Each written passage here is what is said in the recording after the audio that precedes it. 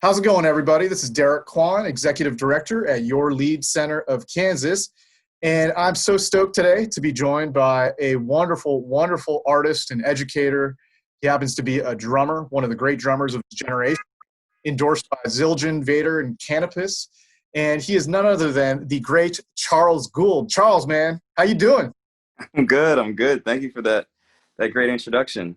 How are you? Well, I mean, we got to introduce you the right way. You know, it's Yeah, you certainly did. right? So Charles, I mean, we were introduced to Charles here at the Lead Center through the Rock Chalk Suite project, which was the Jazz Center Orchestra with Wynton Marsalis. The project that we commissioned them to do for our 25th anniversary that celebrated 15 KU basketball luminaries, and holding down the drum chair for both the world premiere live concert as well as the recording session. And the commercial recording's out now. It gets streaming everywhere, or you could buy a physical CD from us at the Lead Center.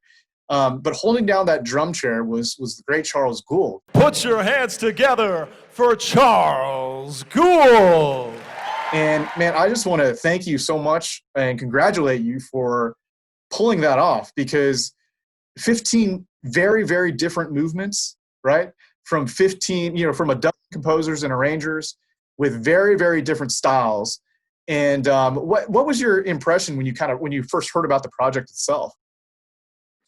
I mean, I was just, I love basketball first off. So I was really excited to do that, to get to play these songs, knowing a lot of these guys' games and stuff, and I played a little high school ball, and then on top of it, the fact that I was getting to play and record with Wynton Marsalis in the Jazz Lincoln Center Orchestra. That project was my first go around with them. Cool. I'd never ever played with the orchestra, and then I was just being thrown into this whole thing. So getting to meet everybody, getting to meet everybody's personalities, getting to see everybody's writing styles and the way they, from just the textures they like to the way they actually write the notes on the page. It was just a ton of stuff. But it was pretty amazing. And it was cool because I was really happy that I was getting to write my own original drum parts for the music, And so that was really fun. Something that I think really, really came through in the music was the fact that you really know basketball, because, with some of the types of effects, sound effects, and what they were trying to convey, especially, I think, was at the beginning of Fog Allen, of Ted Nash's movement, where I think the bass drum was trying to emulate someone dribbling a basketball, I believe.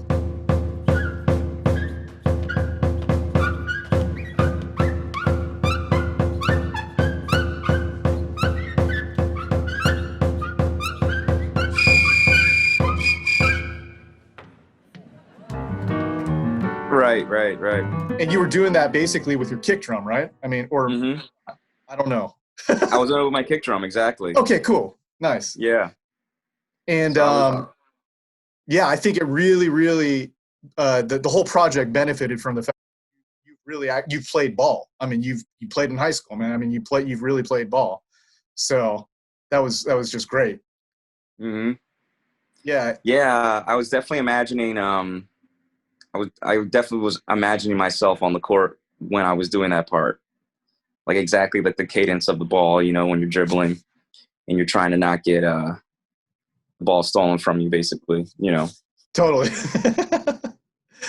So, what was cool too was that several of the movements, at least four, at least four of them gave you a little chance to stretch out too. And as we talk about basketball and playing in a jazz band or a jazz orchestra, the concept of swinging and playing as a team is so critical and crucial. Knowing your role and embracing that role. Well, what's that when you have the ball in basketball, you get the opportunity to improvise and maybe cross someone up, break someone's ankles, right? Mm-hmm. You got the opportunity to do that. I know. I remember, in JoJo's Mojo and Marcus Printup's movement.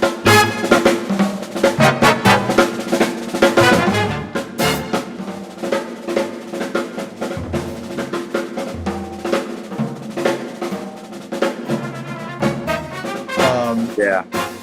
Really, really,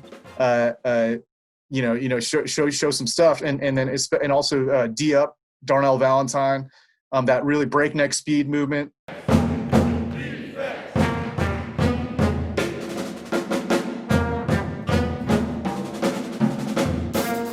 And also, I think in miracles and passing game. So the Danny Manning movement, as well as Kenny Rampton's passing game movement, that was in honor of Bill Hoagland. But man, no, you really brought it, man. And I think the Kansas crowd, or the Kansans that came and met you, the sponsors of the movement that met you, the night before the show, but also came out to New York for the recording session. They always ask about you. Hey man, how's Charles doing? And Really? Oh yeah, man. So they ask about you. They ask about everybody. But I mean, they of course they remember you because, as you know, oftentimes many people remember the drummer. Right. Of course. The engine of the band. But what I want to also highlight is the fact that not only are you a Juilliard trained musician, jazz drummer, but you've collaborated with some amazing artists, not only in the jazz world, but in the hip hop world too. Killah, Talib, Kweli. I mean, talk to us a little bit about what you bring in both types of settings, in a jazz setting and also a hip hop setting. Okay. Yeah. So, obviously the jazz setting, I've been doing that my whole life. My dad's a jazz musician as well. Yep. So I've always been hearing it, and it's just very naturally. But if you're born, when I was, you're also hearing hip hop all the time growing up, so I mean, I was in high school when Cameron was at his height. I might have been a little young to like really been into Ghostface at the time. Sure. But Cameron, I was like, I'm getting to play with Killah Cam. Like, it was like, a big deal. My mom's from Harlem too. So like, I've always had a little bit of affinity for Uptown and Harlem. And so I just wanted to make it, I don't know. I just think about all the times I've danced to hip hop. And so I just try to make it like, what would I want to hear if I was dancing to this? And that's what I try to bring to when I'm playing hip hop, and kind of the same with jazz too, honestly. But, that's basically the way I always that's the first thing I think about. Like, if I was dancing to this, what would I want to hear and feel, I love the fact that, you grew up with hip hop, right? I mean, obviously you grew up with jazz because your father's an incredible jazz saxophonist. And I believe your mom is from Haiti. Is that right? Haiti, yeah. Haitian background. But, and this, I want to bring this back to basketball because, university or many of the major the basketball programs have these Midnight Madness type programs that kick off the season, right? So, and typically, in addition to there being a scrimmage and some pranks being played and some skits, there's also some type of entertainment. And, KU, for instance, the last few years has had hip hop artists. And that's because it relates to the generation of the players and the recruits. So, at KU, there's been everybody from Tech Nine to Lil Yachty. Last year, it was Snoop Dogg actually was the guest. And so basically, I want to talk to you a little bit about the day before the concert, the world premiere. You and members of the orchestra had a tour. We got a tour of Allen Fieldhouse. So not only were you able to hoops, in the shrine of college basketball, but also know that Lil Yachty and Snoop and Tech Nine performed on that same court. So wow, it's I did not know that. Yeah. But man, you've got a great shot. Let me tell you, because no, man, it was interesting because everybody was, I think, kind of a little bit just shocked that coach invited you guys to in your suits and your dress shoes to go shoot hoops on the floor, right? And I think people had their adrenaline going but you settled right in, got into your groove, and were hitting threes and everything, and had that nice follow through and whatnot. So That was that was great. Yeah, coach actually told me to use my legs a little more. Yeah, he was giving you tips, right? Yeah. I was like, oh, okay, all right, thanks, coach. You know, yeah, I was always known for my shot in high school. Yep. I like to think I might have been able to play D3 if I'd have like really gone for it. But I did track and field in college. I ran at Temple for a year, actually. Beautiful. Yeah, and it's funny, with basketball and jazz is very similar because I always had trouble. I mean, not trouble, but it was just always this thing of when I'm playing basketball, it's like, all right, when do I like look for my own shot? When do I pass? That whole split second thing is extremely similar in jazz too, especially as a drummer. Like, when do I play loud? When do I take over and do all, when do I play quiet? When do I bring the energy? When do I just lay out? And what does each soloist need? Because Sherman Irby needs something completely different than Wynton does, and stuff like that. And but when I did track and field, it was just so easy. I didn't have to think about anything, just run fast, and then that's it. It was just like, wow, this is simple. Yeah, man. And I guess in hip hop, it's kind of the same thing. Just play the beat, you're good. Yeah. Yeah. Just be in the pocket, right? Hey, so that also brings me to another topic I'd like to bring up. You lead your own group too, right? Mm-hmm. Is that NuBopCity? Is that right? Yes. Yeah. So tell us a little bit about the genres that make up NuBopCity. Okay. Well, yeah. So with NuBopCity, I guess I'll start off with this. When I went to Juilliard, I mainly went to Juilliard so that I could learn how to write and learn about harmony, learn about arranging and stuff like that, because the playing part I'd already been doing for a really long time. I also wanted to learn how to read. So when I went to Juilliard, I was able to study with, some top of the line teachers, composers, arrangers. And so finally the stuff I was hearing in my head, I could go to a piano and play it. You know what I mean? So I finally had that. So it's a combination of that, me writing these styles. A lot of my composing styles actually kind of influenced by the rest of the orchestra, actually, because when you listen to the Jazz Lincoln Center Orchestra, everyone who writes in that band, there's always some type of purpose for each section. There's always informed by something, always represents something. And so I really wanted to start doing that in my writing as well. I think if I found that it makes writing way easier, actually, rather than like, yo, this sounds cool.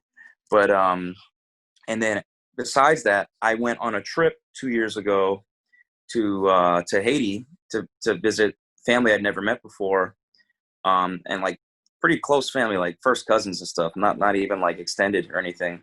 Wow! And it was my first time there, and I got to hear a lot of traditional music because my dad played. My parents met because my dad played in a famous Haitian pop band, and the pop music down in Haiti is called compa. So I'd always heard that growing up, and I used to like to dance to that and listen to some of the older classic bands like Taboo Combo, which was the band my dad was in. Yeah. And Coupe Cloué was another one of my favorite bands that I used to listen to a lot. And so when I went down there, though, I got to hear this kind of carnival music called Rah Rah, right? And that's kind of like the root rhythm of Haiti. And I don't know a ton about it. I just know that, I wanted to bring that feel into the jazz realm a little more than it has been, because you listen to jazz, they always say, oh, go to Latin at this section, or we're going to play this like a bossa, or we're going to mix. And you never hear, or you'll even hear calypso or Trini music, but you never hear guys going between straight ahead jazz and Haitian rhythms. Root Haitian. Like, yeah. So let me try that. And I started sneaking it in on gigs, and people would turn around and be like, man, what is that? I like that. And I was like, yeah, this is cool. So then I brought that into my own band. So we're mixing those types of styles. I'm trying to mainstream, make rah rah and compa and Haitian rhythms a little more mainstream in the jazz sense, at least. I love it. Man, that's fantastic. That's really great. I mean, because jazz, I mean, I love the fact how versatile you are, and jazz embraces versatility and diversity, which is wonderful. And that's, I know you also bring that to your education initiatives as well. I know you've done a ton of jazz for young peoples all throughout the 5 boroughs of New York City, which is fantastic to bring it to the youth. I want to ask you also, what is the live music scene right now like in New York? Because I know that there's been some issues with the restrictions placed by the State Liquor Authority, the SLA. Mm-hmm. How is that progressing? Has it eased up a little bit, or is it still really tight? So, I mean, as with everything related to the coronavirus, I kind of don't know what the official restrictions are with the SLA right now. Some places make it close at 12. Other people are closing at 10:30, 11. Jersey closes at 2. And then some restaurants are 25% you're allowed inside. Some restaurants are only doing outdoors. Then there's noise restrictions. Then I'm hearing that, about the incidental music thing. Right. Where like music has to be background. You can't advertise a ticketed event. And then certain places are getting around that by saying, oh no, it's not ticketed. We're just giving donations, or this is a reservation fee. And then I'm hearing from other people that, the Supreme Court ruled it unconstitutional. So now the SLA can't ban ticketed events. I don't know, because every place I play or try to play at has a different answer. Yeah. There's no consistency. Yeah. So now I was just trying to get myself a kind of regular restaurant gig indoors at a Egyptian restaurant. And I talked with the owner yesterday, and now he's telling me, well, maybe we can go 50% after Halloween, but they're going to make a decision. And then he's also telling me, but we don't know. So it's just like, there's no way to tell. Frustrating. But very much so. What? You know what, though? That brings me to, the next topic, which is, man, you've brought some incredible creativity and levity to these times over the last 5 or 6 months. So speaking of the SLA, I mean, I don't know if people realize this, but Charles has been making these incredible public service announcement / parody videos about various topics. And one of those topics was, in fact, the State Liquor Authority restriction on live music. And so I know that, we'll insert some of that into this video. I see the crowded train from the day till the night. The live music is banned. You know that ain't right. You can ride a plane next to people really tight. The live music is banned. Change it tonight. You seem to have convictions to allow all these evictions, but you wanna seem grand while making these demands. Sharing colored shoes at the goddamn bowling alley, but live music is banned. We won't let it stand. One of my other favorite ones that you did was "Where's My Check?" When stimulus checks were being issued, there was a great disparity in terms of when, someone received their check, and then, someone next door that lives literally next door to you and maybe like the same age group, literally like 2 months before you did, or 2 months after you did. One more week without some funds directly deposited in my account. Give me just one answer besides callback later. Where's my check? Another great one is "Utilize That Mask." Yeah. But man, I mean, I tell you, you've brought so much, joy and laughter to people when in a time that is really, really needed. And another one that is that just cracks me up the entire time, because you included some really hilarious kind of stock footage is the one about Karens. And I was a little, so if you listen to that one, I was playing pretty much traditional Haitian compa That's Okay. the vibe of that song. I love it.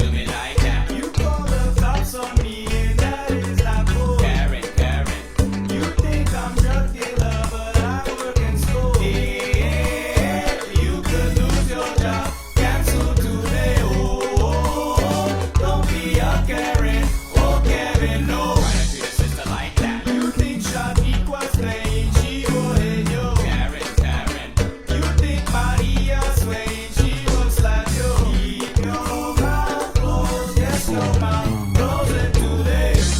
I'm gonna tell you where I see you lose. And you Yeah. play a single instrument on those tracks, right?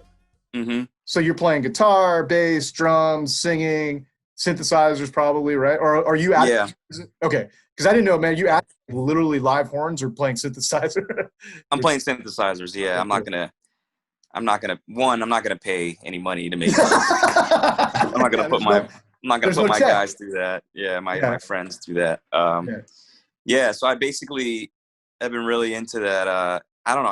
I used to really like write a lot of like I was saying when I went to Juilliard, I was like, all right, let me go to Juilliard so I can actually put down on paper what I'm hearing in my head.